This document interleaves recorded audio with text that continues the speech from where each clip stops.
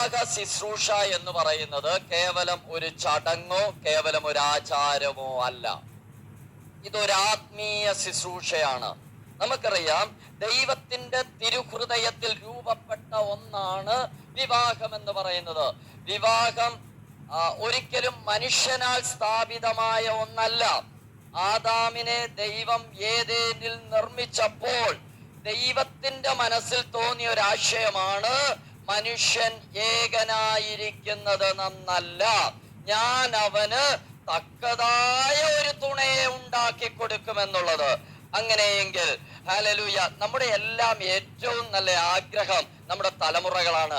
അവര് ദൈവകൃപയിൽ നിൽക്കണമെന്നുള്ളതാണ് ഏറ്റവും വലിയ ആഗ്രഹം. നമ്മുടെ തലമുറകളെ ഇങ്ങനെ ഒരു അന്തരീക്ഷത്തിൽ കൊണ്ടുവരുവാൻ സ്വർഗത്തിലെ ദൈവം അവസരം. വിശ്വാസികൾ എന്നുള്ള പേരിൽ നാം ആയിരിക്കുമ്പോൾ നമുക്ക് ലഭ്യമായ ഏറ്റവും വലിയ നന്മ എന്ന് പറയുന്നത് നമ്മുടെ തലമുറകൾ തന്നെയാണ്. നമുക്ക് നല്ല വീടുണ്ടാകാം, നല്ല കാറുണ്ടാകാം, നല്ല സ്ഥാനമാനങ്ങൾ ഉണ്ടാകാം. എന്നാൽ അതിനേക്കാളെല്ലാം അപ്പുറമായിട്ട് നമുക്കൊരു മാന്യത തരുന്നത് നാം എടുത്ത വേദപുസ്തകം നമ്മുടെ തലമുറകൾ എടുക്കുന്നു എന്നുള്ളതാണ്.